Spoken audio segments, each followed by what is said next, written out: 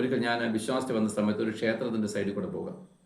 അപ്പോൾ അവിടെ കുറേ കുട്ടികൾ, എനിക്കൊന്ന് അവർ ഈ RSS പ്രവർത്തകരാണ്. അവരവിടെ നിന്ന് മതിലേ ഇരുന്നിട്ട് ഇങ്ങനെ സംസാരിക്കും. അവർ ഇതിനെപ്പറ്റിയൊക്കെ അറിയുന്നുണ്ട്. എടാ, നമുക്ക് പഴയ നിയമം അംഗീകരിക്കാം എന്ന് വെച്ചാൽ പല്ലിന് പല്ല്, കണ്ണിന് കണ്ണ്, സാർ എന്നെ അടിച്ചാൽ തിരിച്ചടിക്കാം, പ്രതികാരമാണ്. പുതിയ നിയമം എങ്ങനെ അംഗീകരിക്കാൻ പറ്റും? ശത്രുക്കളെ സ്നേഹിക്കാൻ പറഞ്ഞാൽ എങ്ങനെ അംഗീകരിക്കാൻ പറ്റും?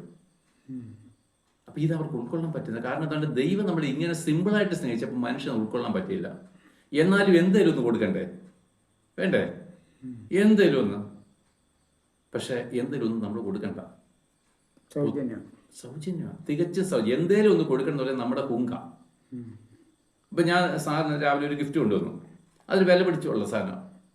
അങ്ങോട്ട് സ്വീകരിക്കാനും മടി. സ്വീകരിക്കുന്നൊക്കെ ഉണ്ട്, എന്നാലും ഇറങ്ങാൻ തരപ്പില്ല. ഇതങ്ങ് കൊണ്ടുപോകും, ഇത് അപ്പൊ എന്താണ് ഇത്? സൗജന്യമായിട്ട് മേടിക്കാൻ നമ്മുടെ നെകളും അനുവദിക്കുന്നില്ല. അപ്പൊ സൗജന്യമായിട്ട് മേടിക്കണമെങ്കിൽ എന്ത് ചെയ്യണം? താഴ്മ വേണ്ടേ?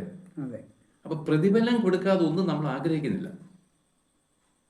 ഇനി ഇപ്പോഴില്ലെങ്കിലും പറയും പിന്നാണെങ്കിലും ഞാൻ തരാം, എനിക്ക് വെറുതെ നിന്റെ വേണ്ട. പക്ഷെ അങ്ങനെ ആഗ്രഹിക്കുന്നവർക്ക് ആർക്കും ഈ രക്ഷ കിട്ടത്തില്ല. ദൈവത്തിന് വല്ലതും കൊടുക്കുവാൻ ഒരു മനുഷ്യൻ്റെ ഒന്നുമില്ല. പൊന്നവന് വേണോ? വെള്ളി അവന് വേണോ? പണം അവന് വേണോ? നിന്റെ പാപരക്തം കർത്താവിന് വേണോ? പണ്ട് നരബലി നടത്തിയില്ലേ? കോഴി. ക്രിസ്ത്യാനികൾ പോലും പിന്നെ മണർകാടുണ്ട് കോഴി ഇറക്കുക എന്ന് പറഞ്ഞാൽ ഇത്രയും ഭോഷത്വം വേറെയുണ്ടോ?